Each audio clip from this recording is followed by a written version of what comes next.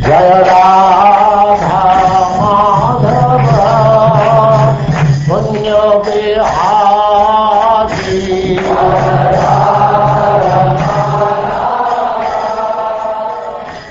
And now chapter 58. Krishna marries 5 princesses.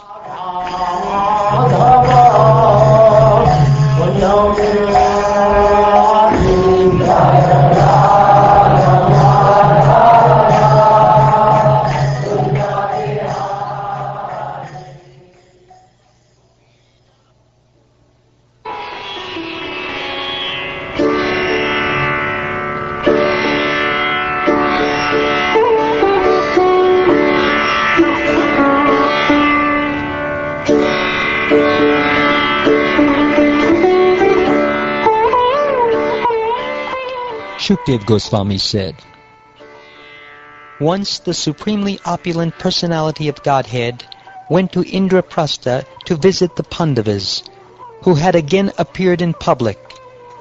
Accompanying the Lord were Yuyudhana and other associates. When the Pandavas saw that Lord Mukunda had arrived, those heroic sons of Pritha all stood up at once, like the senses responding to the return of the life air. The heroes embraced Lord Achyuta, and the touch of his body freed them of sin. Looking at his affectionate smiling face, they were overwhelmed with joy. After the Lord bowed down at the feet of Yudhishthira and Bhima, and firmly embraced Arjuna, he accepted obeisances from the twin brothers, Nakula and Sahadeva. Faultless Draupadi, the Pandava's newly married wife, slowly and somewhat timidly approached Lord Krishna, who sat on an exalted seat, and offered him her obeisances. Satyaki also accepted a seat of honor after receiving worship and welcome from the Pandavas, and the Lord's other companions, being duly honored, sat down in various places. The Lord then went to see his aunt, Queen Kunti. He bowed down to her, and she embraced him, her eyes moist with great affection. Lord Krishna inquired from her and her daughter-in-law, Draupadi, about their welfare, and they in turn questioned him at length about his relatives in Dwarka. So overcome by love that her throat choked up and her eyes filled with tears, Queen Kunti remembered the many troubles she and her sons had endured. Thus she addressed Lord Krishna, who appears before his devotees, to drive away their distress. Queen Kunti said, "My dear Krishna, our welfare was assured only when you remembered us, your relatives, and gave us your protection by sending my brother to visit us. For you, the well-wishing friend and supreme soul of the universe, there is never any illusion of us and them. Yet even so, residing within the hearts of all, you eradicate the sufferings of those who remember you constantly." O Supreme Controller, I, King Yudhishthira, do not know what pious deeds we fools have done, so that we can see you, whom the masters of yogic perfection rarely see.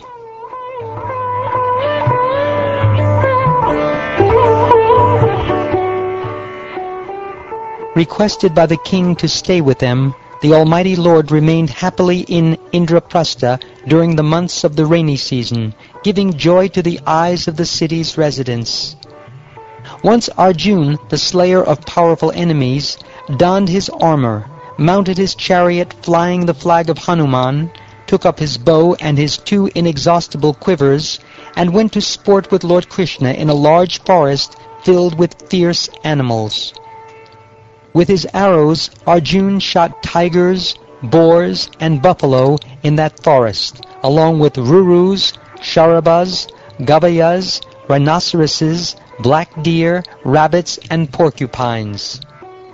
A crew of servants carried to King Yudhishthira the slain animals fit to be offered in sacrifice on some special occasion. Then, feeling thirsty and tired, Arjuna went to the bank of the Yamuna. After Krishna and Arjuna bathed there, they drank the river's clear water. The great warriors then saw an attractive young girl walking nearby. Sent by his friend, Arjun approached the exceptional young woman, who possessed beautiful hips, fine teeth, and a lovely face, and inquired from her as follows. Arjun said, "Who are you, O fine-waisted lady?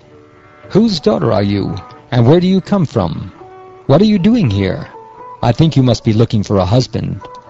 Please explain everything, O beautiful one." I am the daughter of the sun god, and my name is Kalindi. I desire to get as my husband the most excellent and munificent Lord Vishnu, and to that end I am performing severe penances. I will accept no husband other than him, the abode of the goddess of fortune. May that Mukunda, the Supreme Personality, the shelter of the helpless, be pleased with me. I am known as Kalindi, and I live in a mansion my father built for me within the water of the Yamuna. There I will stay until I meet Lord Achyuta.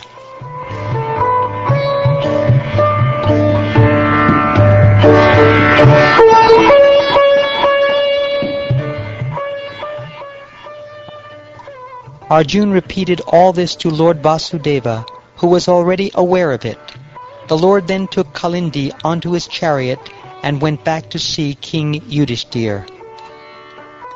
Upon the request of the Pandavas, Lord Krishna had Vishvakarma build the Pandavas a most wonderful and amazing city.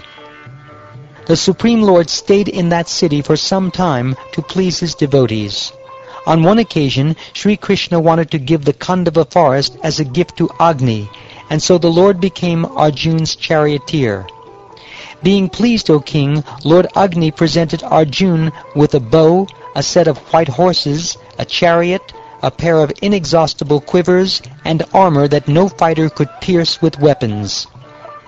When the demon Maya was saved from the fire by his friend Arjun, Maya presented him with an assembly hall in which Duryodhana would later mistake water for a solid floor. Then Lord Krishna, given leave by Arjun and other well-wishing relatives and friends, returned to Dwarka with Satyaki and the rest of his entourage. The supremely auspicious Lord then married Kalindi on a day when the season, the lunar asterism, and the configurations of the sun and other heavenly bodies were all propitious. In this way he brought the greatest pleasure to his devotees. Vindhya and Anuvindhya, who shared the throne of Avanti, were followers of Duryodhana's. When the time came for their sister, Mitravinda, to select her husband in the Svayamvara ceremony, they forbade her to choose Krishna, although she was attracted to him. My dear king, Lord Krishna forcibly took away Princess Mitravinda, the daughter of his aunt Rajadidevi, before the eyes of the rival kings. O king, Nagnajit, the very pious king of Kaushalya, had a lovely daughter named Satya, or Nagnajiti. The kings who came as suitors were not allowed to marry her unless they could subdue 7 sharp-horned bulls. These bulls were extremely vicious and uncontrollable, and they could not tolerate even the smell of warriors. When the Supreme Personality of Godhead, the master of the Vaishnavas, heard of the princess who was to be won by the conqueror of the bulls, he went to the capital of Kaushalya with a large army. The king of Koshala, pleased to see Lord Krishna, worshipped him by rising from his throne and offering him a seat of honor and substantial gifts.